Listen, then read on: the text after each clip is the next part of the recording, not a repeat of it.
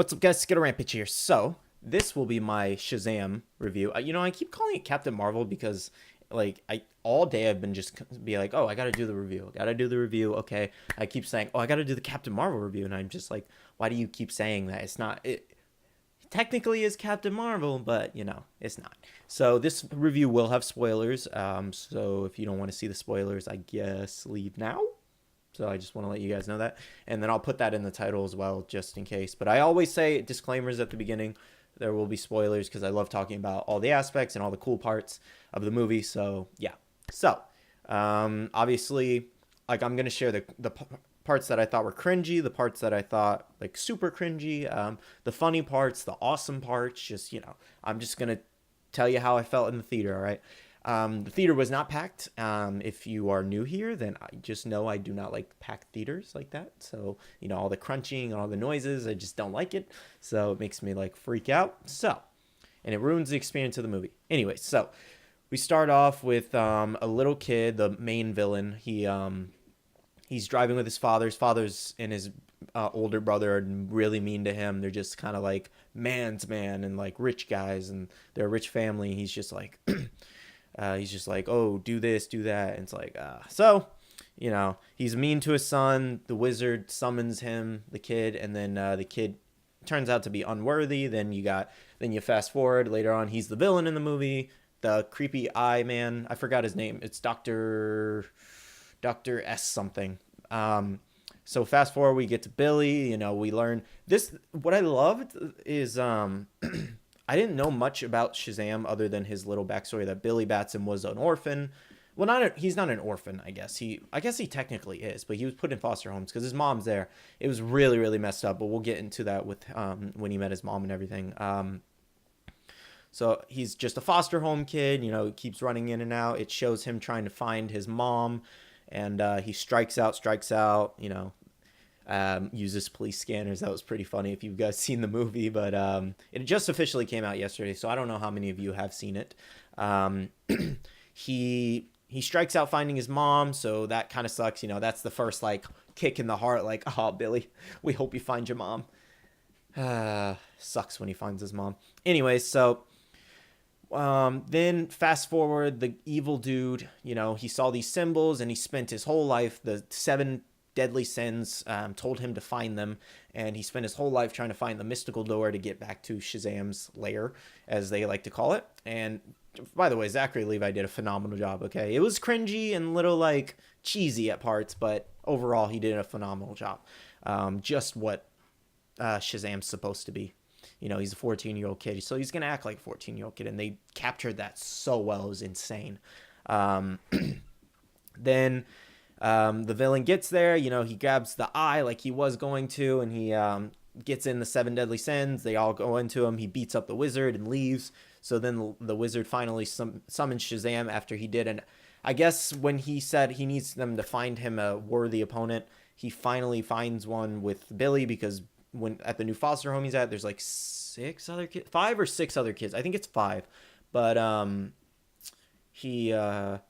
one kid's kind of crippled and has the arm crutch, and the bullies are beating him up. So Billy takes the thing, in the trailer, smacks him in the face, and then runs to the bus or the subway. And then you can see all in the trailer. This is all in the trailer that he meets the wizard, and he said, "Say my name."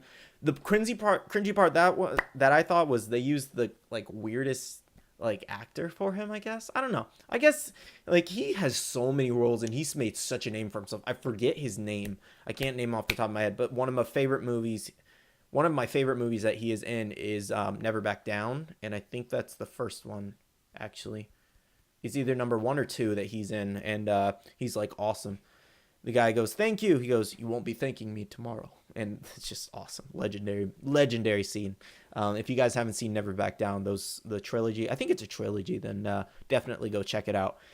But yeah, he did a good job as the wizard nonetheless. It was just cringy. He had the white hair and everything. He just looked really, really fake. So that's why I thought it was cringy. Nothing wrong with his acting. He was hilarious. Very, very aggressive wizard, okay? I don't know if he's that aggressive in the comics. I haven't read the Shazam comics, but very, very aggressive wizard, okay? Just so mean for no reason. But I guess he is frustrated. He's been waiting there forever. He has a lot on his plate right now, okay? So Billy turns into Shazam. We're all like, oh my God, yes. And it was awesome. It's just fantastic. The costume, obviously he does have to wear a muscle suit because I guess he's not that bulky or big. He didn't get that big for the movie, but nonetheless, he turned out to be awesome. Okay. He filled out the suit pretty well for what it was. Then, they go through the trial runs of superhero powers and everything. Laser beams wasn't a thing. I love when I forget his name. I'm terrible with names. I should have did this review earlier, but we're gonna call him Crutch Kid. Crutch Kid was filming him, and then he said fire immunity.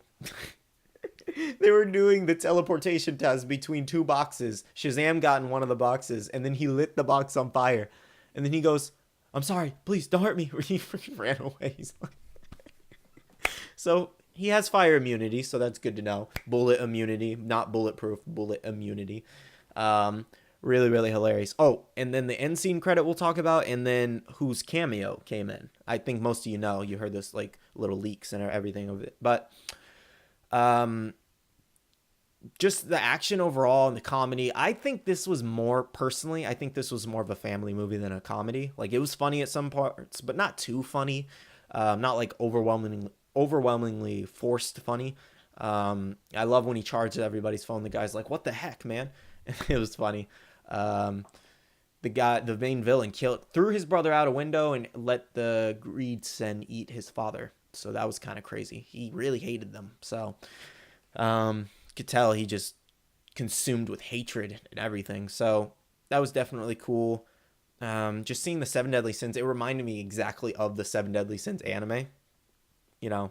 That's just instantly the first thing it reminded me of. It was kind of funny. It's just like Seven Deadly Sins. I'm like, oh, are they going to look like Meliodas, Bond, Deanne, Gunther? What is the lion's name? Merlin. We got Merlin, and then we got, oh no, King, and then one more. Oh, what's his name? Come on, you guys. I know this. What's his name? Lion Sin. I don't know his name, but anyways, let's get back to the movie review. So, fast forward, he finally meets up with the villain after being on TV. He fights, and then Billy runs away because, he doesn't want to be in a fight. He's just 14. So eventually he finally finds his mom. We'll skip ahead a little bit through the parts. I don't want to keep you guys here too long, but he finds his mom, and that was the most disheartening thing to watch ever. She left him on purpose. That was so sad to see. Like, that's why I think it's such a family related movie, because after running away from the foster kid home and everything like that, he realized where his real family was at, and that his mom abandoned him. That sucks so bad after how much time he spent looking for her. How old was he? I think he was like 4, 5, something like that. He's 13 now. So like he spent like 8 years looking for his mom, and she thought he'd be better off with the police. And then she just wanted nothing to do with him. It was so sad. He truly realized that foster home was the family he deserved and needed and wanted. So that was definitely heartfelt. And when he found out that they were in trouble, the big bad guy found out who Billy was, because the kid kept arguing. The family put it together, and then he put it together. He went to the house. He kidnapped the children, kind of held them hostage while Shazam was on his way. They called him. He was like, "Billy, help! Supervillain!" And then so Billy goes up. He starts running, goes up to the roof, opens the door, runs. He goes. He jumps off the roof. His legs fling back. His arms fling back, and he goes, "Shazam!" And it was amazing. It was so funny. Like, not even funny. It was amazing. That was the best scene. That was my favorite scene from the movie, just all over.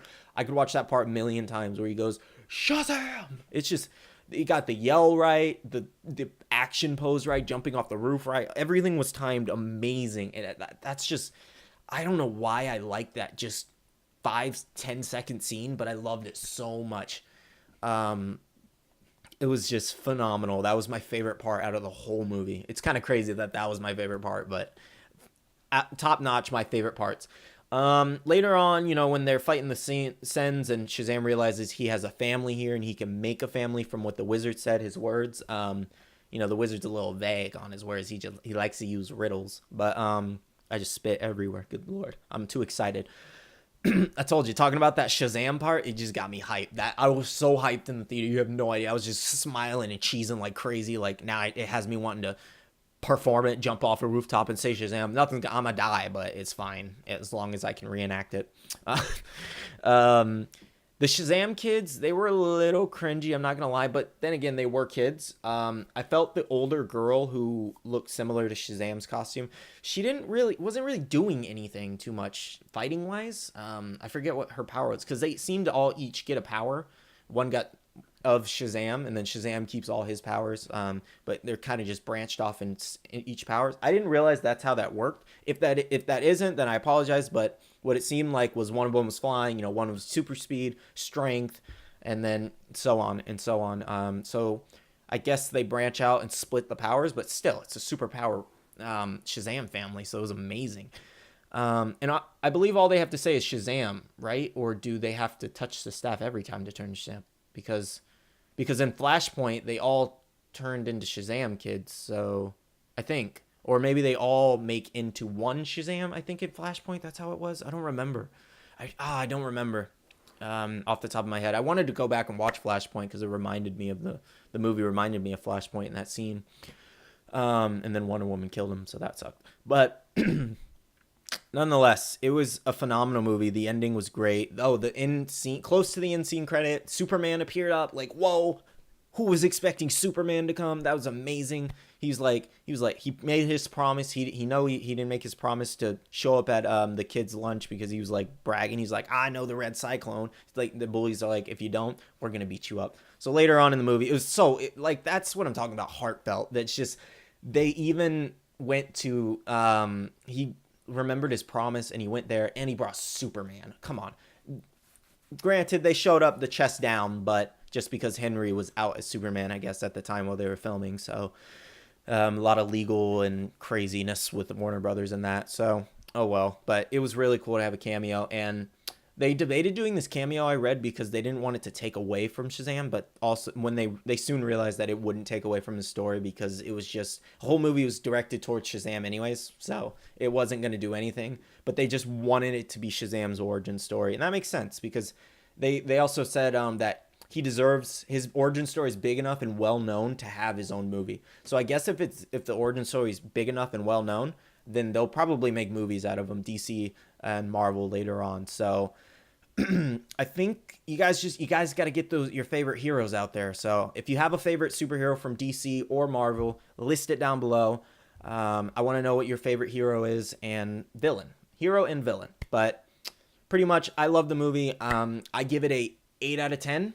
Just because the Shazam's kids were a little too cringe for me. I'm not going to lie. Billy Batson, the little kid actor, was amazing. Zachary Levi was amazing. So, honestly, didn't like the Shazam kids too much. I wish Shazam would have just did it all on his own. But it was cool to see him, figure it out. And it leads off into other sequels and everything. So, hopefully there's another Justice League movie and everything. So, hopefully it all ties together.